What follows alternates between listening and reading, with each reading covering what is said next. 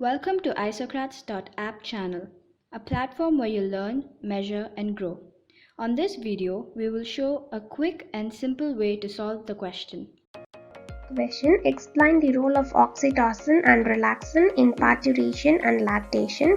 So here the question is all about we have to explain the role of the two hormones oxytocin and relaxin in parturition and lactation period of a pregnant woman. So now look into the answer. Number 1, relaxin. Relaxin is the hormone secreted by placenta. So here this relaxin hormone is being secreted by placenta that causes the contraction of pelvic joints. Secretion of this relaxin hormone causes the contraction in the pelvic joints and it also promotes the parturition, that is the childbirth.